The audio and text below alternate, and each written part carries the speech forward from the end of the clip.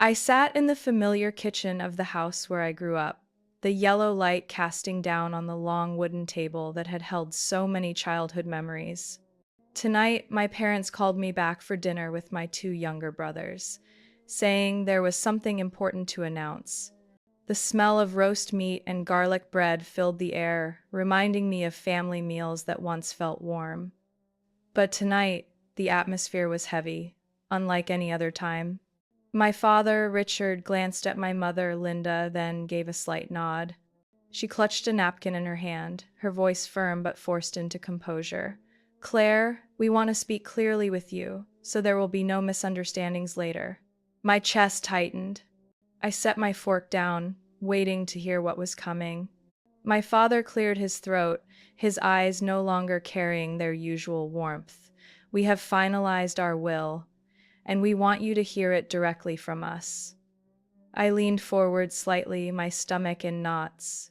Thomas and Daniel, both in their 30s, leaned back in their chairs, arms crossed, smirks tugging at their lips. "It's simple," my mother continued, her eyes fixed on me but her tone void of emotion. "This house, the beach condo, and every other asset will go to Thomas and Daniel. You will not receive any portion."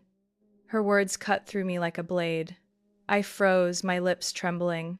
"Mom, Dad, you mean I get nothing?" Daniel let out a sharp laugh, his voice dripping with mockery. "That's right. You heard correctly. Everything belongs to us.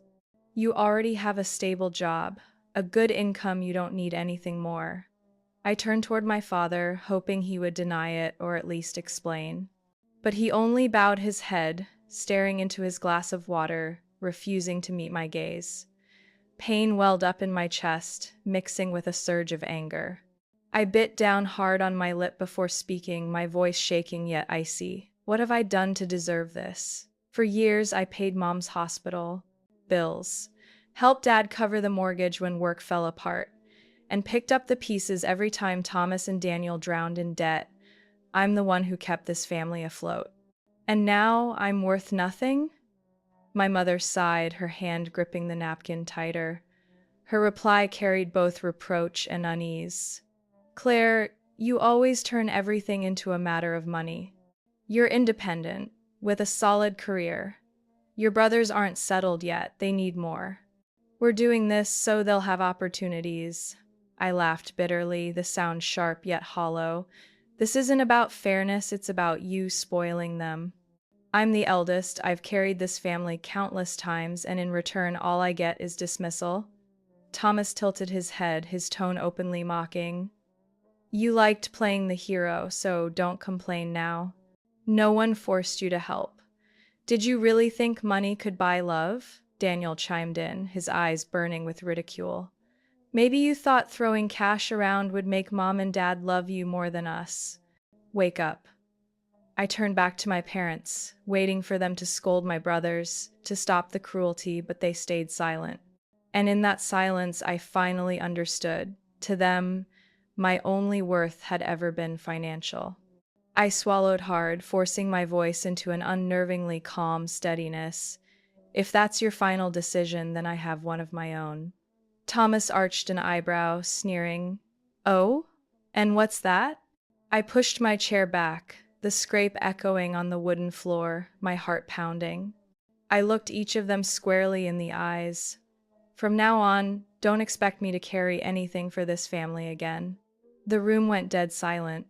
Only the faint smell of roast meat and garlic bread lingered, a scent once comforting, now hollow and meaningless. I walked to the door, slamming it shut behind me, leaving both my childhood and the hope of belonging behind. Out on the quiet suburban street, the cold air bit into my skin, but inside, I burned. Everything had changed forever, and I knew, in that moment, a chapter had closed, the chapter where I still believed I had a real family.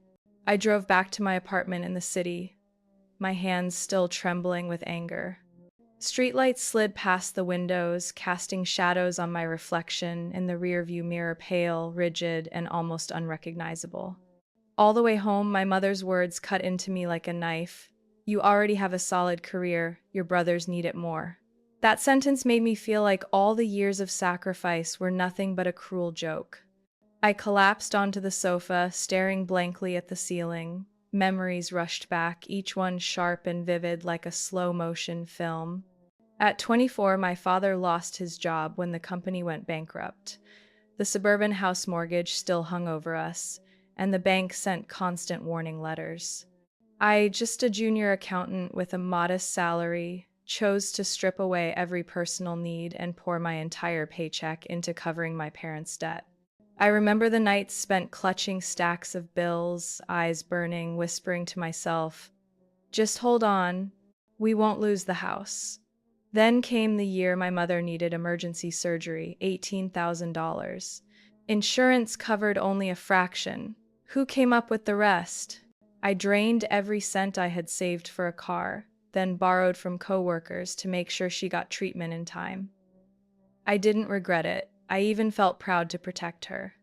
But now, looking back, my chest ached those dollars, that effort worthless in their eyes. Thomas, my second brother, switched majors 3 times, quitting each one. Every round of tuition, books, and dorm fees, I paid. I still remember late-night calls, him sobbing that he'd be kicked out if the bill wasn't paid. I'd run to the bank, wiring money so he'd have another chance. Yet today, he mocks me, saying I just liked playing the hero. Daniel wasn't any better. When he wanted a flashy car to show off online, I fronted half the cost. When he maxed out his credit cards and the bank chased him, I took out a short-term loan to save him from being blacklisted.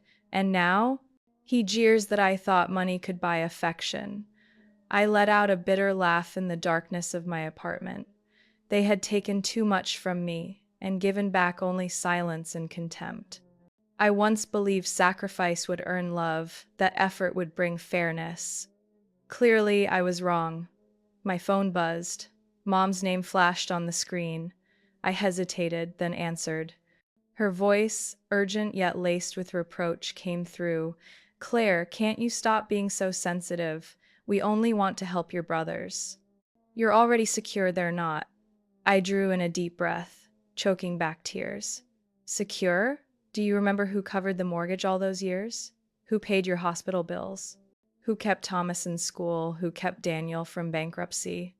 I gave up my youth, my chances, my small dreams just to hold this family together. And now, I get nothing but rejection. There was a pause, then a long sigh. Mom's tone hardened. You always see love in terms of money. The more you talk like this, the more selfish you sound.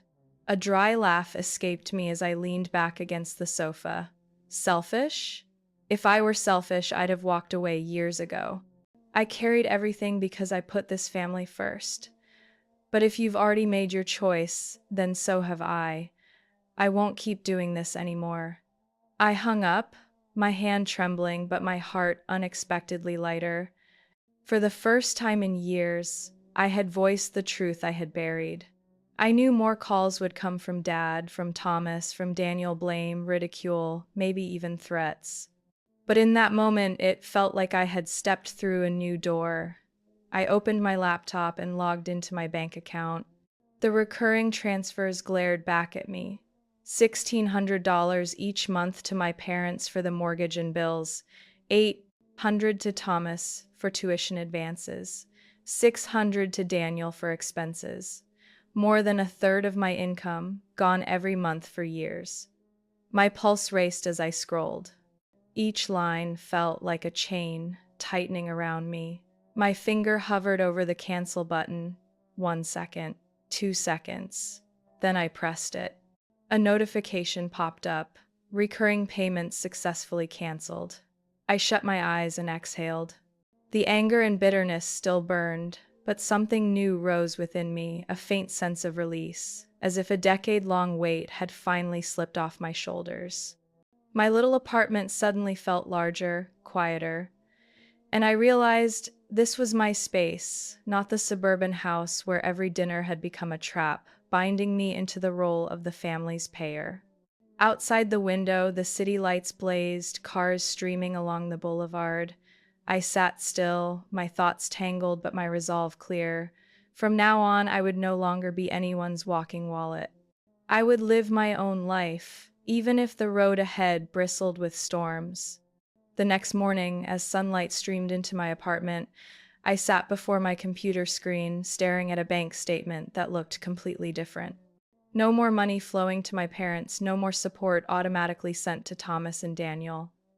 Everything I had tied myself to each month had vanished with just a few clicks.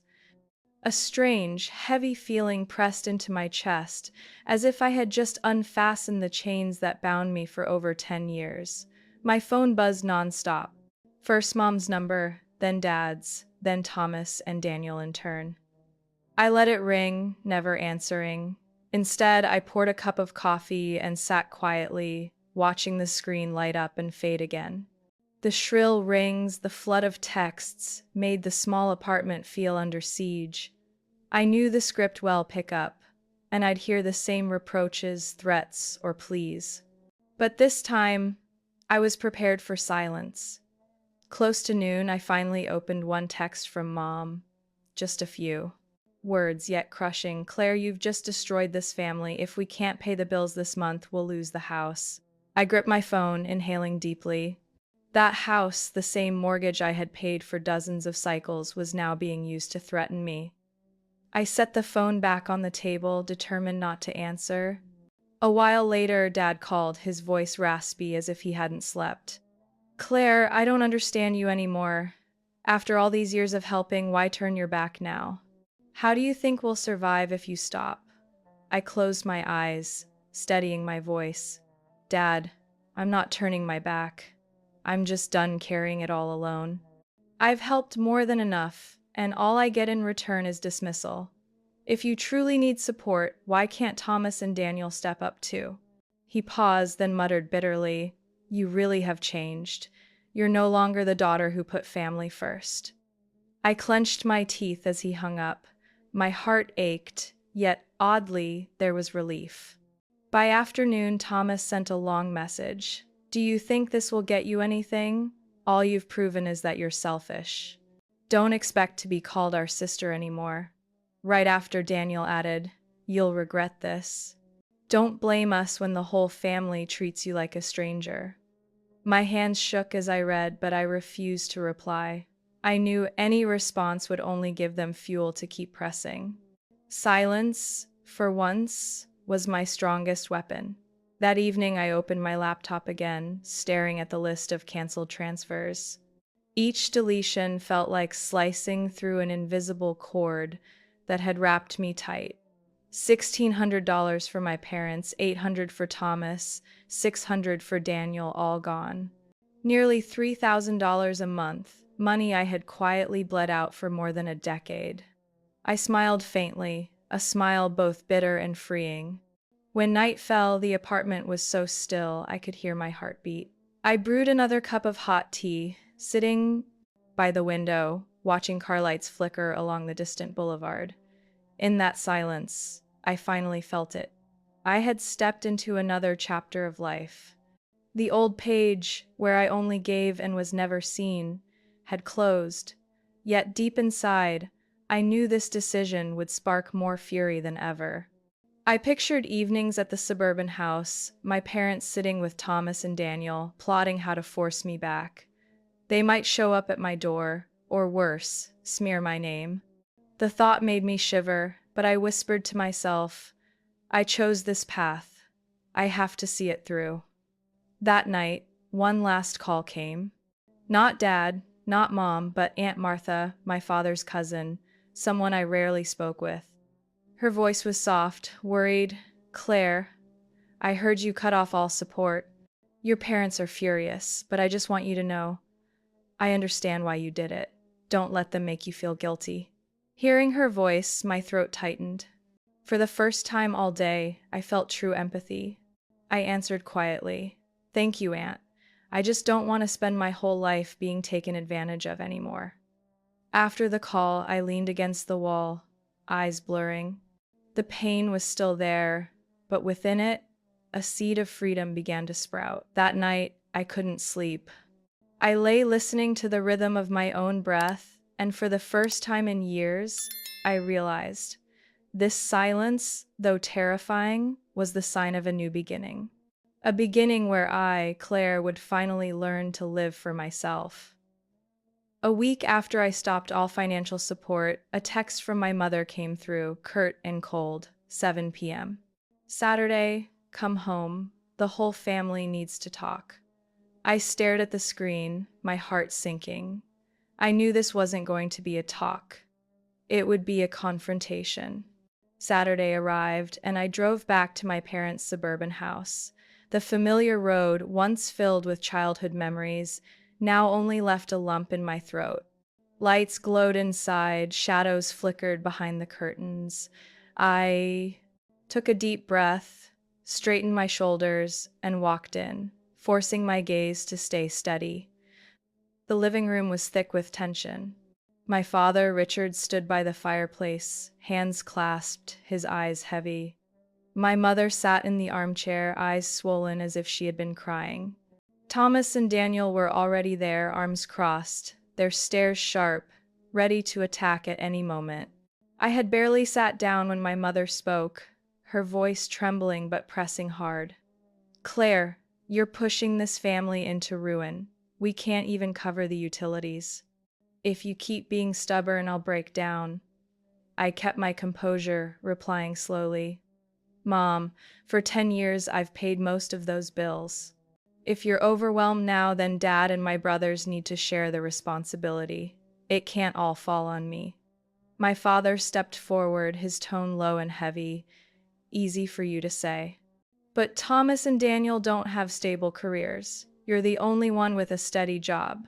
It's natural the family depends on you. Thomas scoffed, tilting his head at me.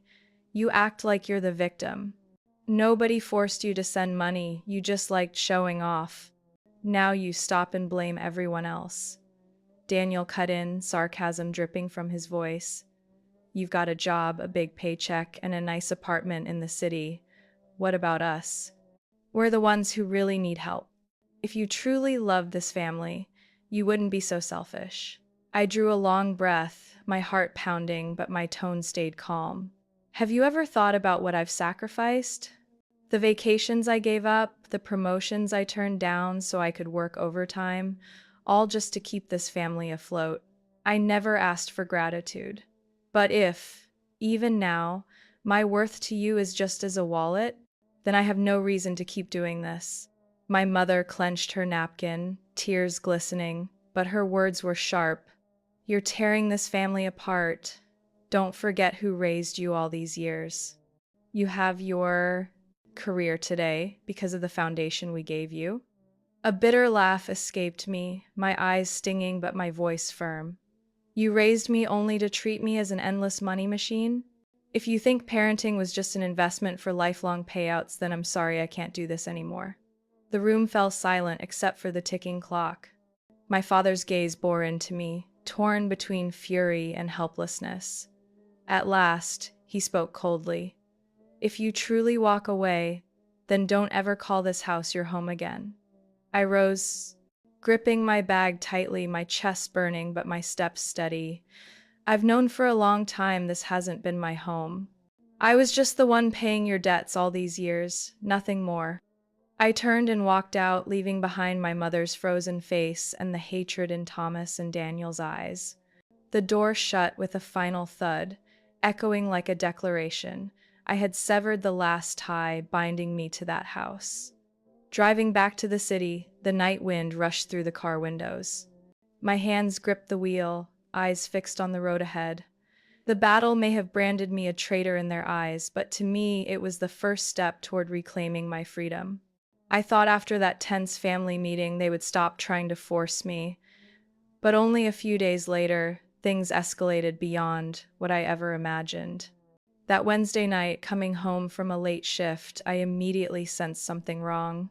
My apartment door was sealed shut with a thick layer of gray industrial foam, hardened like cement, filling every crack from the lock to the frame. I touched it, the foam was rock solid. There was no way I could open the door. My heart pounded, my hands shook. This wasn't a prank. Someone had deliberately locked me out of my own home. I pulled out my phone and called the building manager. He arrived with a maintenance worker, but after inspecting, he shook his head. This will need a special service crew. Someone clearly brought tools and did this on purpose. While waiting, I opened the hallway security camera feed. Fast forwarding through the footage, my blood ran cold. There he was, Daniel, wearing a dark hoodie and baseball cap, holding a can of industrial foam, carefully spraying every corner of my door. His face was partially covered, but his gait, his gestures, even the way he adjusted his cap, I knew instantly. It was Daniel, my own brother. Gripping my phone, fury and heartbreak tore through me. They were willing to vandalize my property to intimidate me, all because I refused to keep carrying them. I had no choice. I called the police. 30 minutes later, 2 officers arrived. I explained everything, showing them the video. One nodded after watching. "We'll file a report. This is property damage, and the footage is clear. Do you want to press charges or request compensation?" I drew a deep breath, staring at my sealed door, my resolve solidifying. Yes. I want him held accountable. The next morning, Dad called repeatedly. When I finally answered, his voice was harsh, laced with anger. "Claire, how could you call the police on your brother?" "Daniel just lost his temper. Families fight. That's normal." I kept my tone calm. "Dad, this isn't a fight anymore. He destroyed my property. If I don't act, next time could be worse." Dad tried to soften his voice, but the pressure was obvious. "So what do you want?" "Money for the repairs?" I answered without hesitation. $3,000. That's the cost to fix and replace everything. If Daniel doesn't pay, I'll let the police handle it." There was a pause, then Dad snapped, voice thick with rage. "You're extorting your own brother. Do you even see us as family anymore?" A bitter laugh slipped out. "No, Dad. This isn't extortion. It's consequences. Real family doesn't harm each other like this." That afternoon, my bank account showed a transfer of $3,000, accompanied by a short message from Daniel. "I don't ever want to see you again." I set my phone down, my chest heavy and cold. The money didn't feel like a victory. It only confirmed the truth. The fracture between me and my family was beyond repair. But the storm wasn't over. That very evening, scrolling through social media, I saw a long post from Mom. She claimed I had turned my back on the family, cut off support, and even ruined my brother's future by calling the police. The post quickly drew dozens of comments from relatives and my parents' friends, most condemning me as ungrateful, selfish, obsessed with money. I sat frozen, hands trembling as I read each line. None of them knew the bills I had paid, the tuition I had covered, the debts I had erased. They only saw the distorted version of the story Mom had spun. I realized if I stayed silent, this one-sided narrative would spread and I'd forever be the villain. Anger surged, but alongside it, a sharp determination. If they wanted to brand me the enemy, it was time to bring the truth into the light. I opened my laptop and began typing my response. In it, I listed every dollar I had sent over the past decade, every sacrifice I made for Thomas, for Daniel, for my parents. I attached the video of Daniel vandalizing my door. I wasn't going to suffer quietly anymore. The screen glowed, my fingers flying across the keys, my heart pounding. I knew once I hit post, everything would change. My family would explode with rage. Relatives would be shaken. But this was my only chance to reclaim my voice.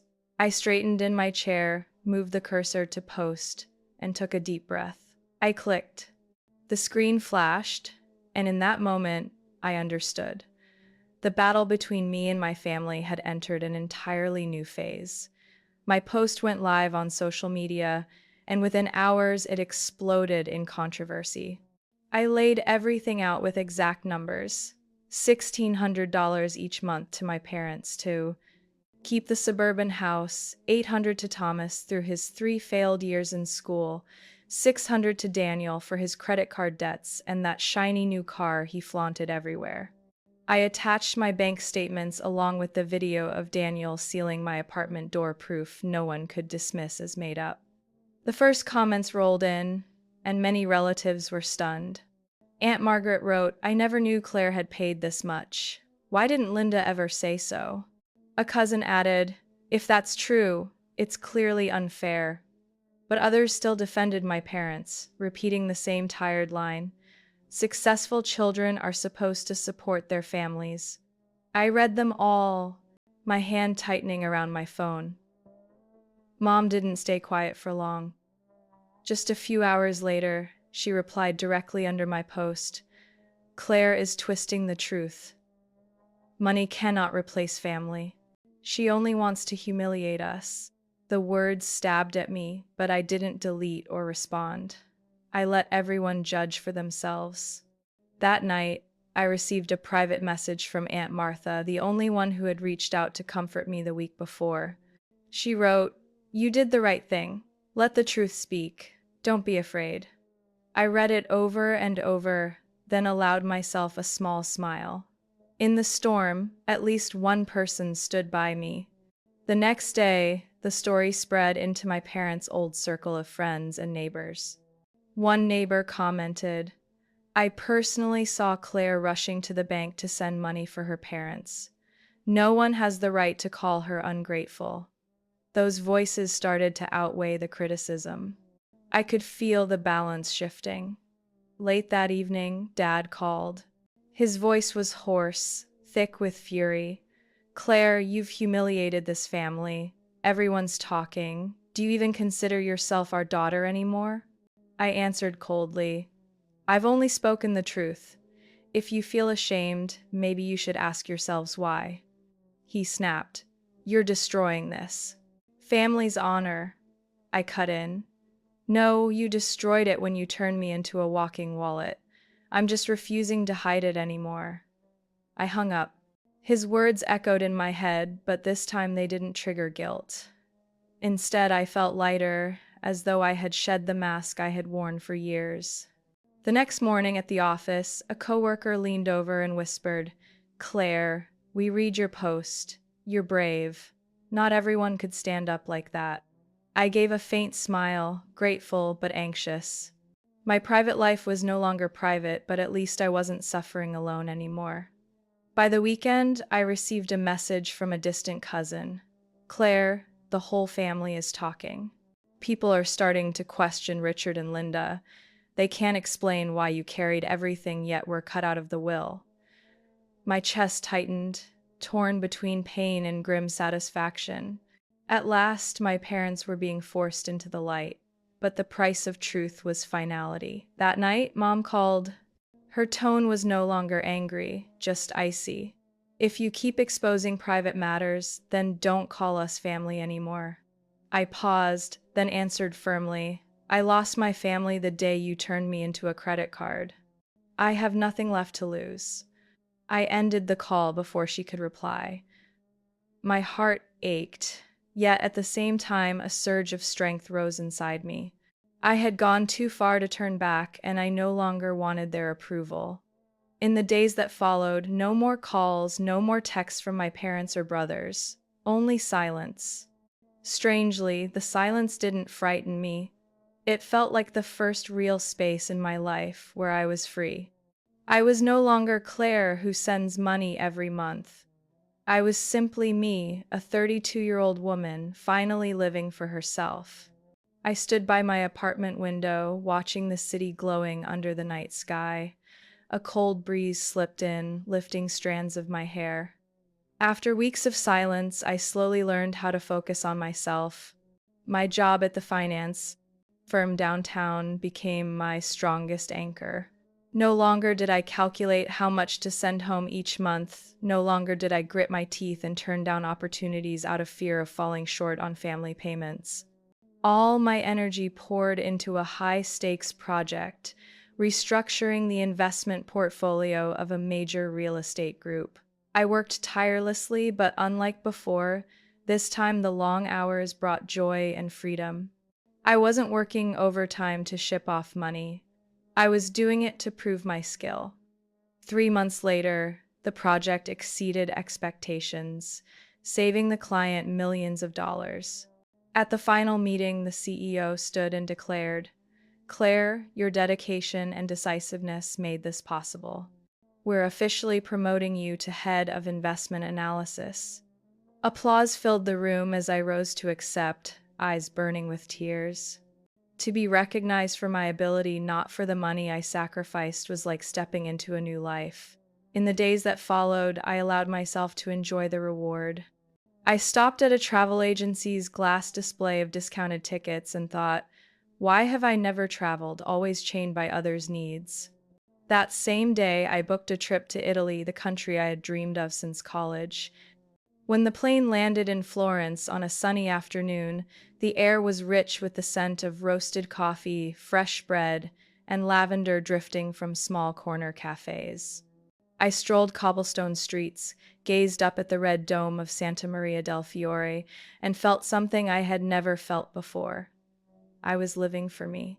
On the second day, I sat at a café in Piazza della Signoria, sipping cappuccino. As I set down my cup, a warm male voice spoke. "You seem to really enjoy this place." I looked up to see a man in his mid-30s, light brown hair, a gentle smile. He introduced himself as Alex, an interior architect from New York, in Italy to study European design. I was cautious at first, but his sincerity disarmed me. I smiled back. Our conversation began with architecture and Italian coffee, then drifted deeper. Alex never pried into family, never pressed for details, he just listened, as if my words mattered. Before leaving, he said, "If you'd like company exploring Florence, I'd be glad to join." I hesitated only a second, then nodded. Over the next days, we walked along the Arno River, stood on Ponte Vecchio watching the city bathed in golden sunset. I laughed more than I had in years, relieved not to carry the burdened role of eldest child. With Alex, I was simply Claire, a woman savoring her own life. One evening on a rooftop terrace, city lights glowing around us, Alex said softly, "You know, Claire, sometimes happiness comes only when we let go of what's been holding us back." His words sank deep. I realized I had been chained by false duty. Now, for the first time, I felt true freedom. When the trip ended, I left Florence with a light heart. I didn't know where things with Alex would lead, but what mattered was that I had found myself again. Back in the US, I returned to work with renewed energy. My apartment no longer felt like a pit stop between transfers, but a true home. I decorated the living room with paintings from Italy, placed a lavender pot by the window, so every morning I'd remember, I deserve a life of my own. Friends noticed the change. They said I looked brighter, more decisive, and I knew though the past had scars, I had started a new chapter. One autumn evening, standing on my balcony, the breeze brushing past, I whispered to myself, "From now on, Claire lives for Claire." No longer the shadow in my family, no longer the endless source of money, just a free woman determined to claim her own happiness. And I believed it was only the beginning of a journey I should have taken long ago. That winter, as the city lay under blankets of snow, I sat in my apartment, the warm yellow light reflecting off the paintings I had brought back from Florence. No more calls, no more relentless texts from my parents or brothers. At first, the silence stung, but gradually I realized it was freedom. One evening, Aunt Martha visited, carrying a box of warm apple pie. She sat on my sofa, took my hands, her eyes filled with compassion. "Claire, I'm sorry your parents will never understand how much you've sacrificed, but remember, you are not alone. Family isn't just blood, it's the people who truly love you." Her words pierced deep, and for the first time in years, someone in the family recognized me not for the money I gave, but for who I was. At the end of the year, I hosted a small gathering at my apartment, inviting close friends and a few trusted coworkers. They brought wine, desserts, and laughter. As we raised our glasses, I felt warmer than I had at any dinner in that suburban house. No blame, no scorn, only genuine connection. While everyone chatted, I stood by the window, gazing at the Christmas lights glowing outside. I realized happiness wasn't clinging to a family that never valued me. Happiness was letting go, making room for relationships that truly mattered. One day, I heard from an acquaintance. Dad was working night shifts at a warehouse. Mom had taken hourly cleaning jobs. Thomas lost his job for failing to perform, while Daniel still chased the empty dream of online fame. I felt neither triumph nor sorrow. These were the consequences of their own choices. They once had me as a lifeline, but they had cut me loose. Now they had to learn to swim. I began attending a Sunday morning yoga class, meeting new friends who shared passions for health, books, and travel, things I had once ignored while drowning in family debts. I even volunteered at a women's independence center, teaching financial skills. Each time I saw someone regain confidence and break free from dependence, I saw a reflection of myself. One evening, while tidying my desk, I found an old family photo. I stared for a long while, then slipped it into a drawer.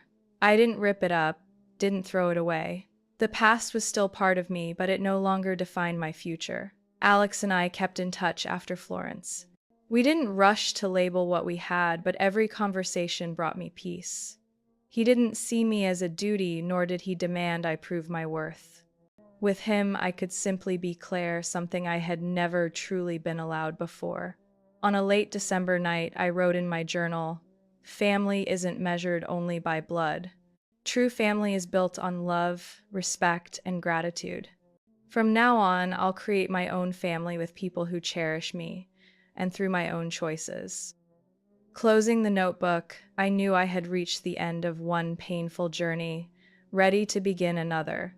I was no longer the Claire who silently wired money, hoping it would buy a scrap of love. I was Claire, free, strong, and walking my own path.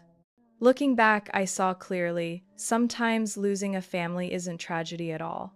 Sometimes it's the chance to finally find the real one, the people who stay, not for benefit, but for love. That's true. Claire's story reflects a truth that still exists in real life. Blood ties don't always mean unconditional love. She spent years carrying the family's financial weight, sacrificing herself only to be met with dismissal and ingratitude. By daring to cut ties, face retaliation, and endure public judgment, she discovered the true value of freedom and the right to live for herself. This is a reminder for today.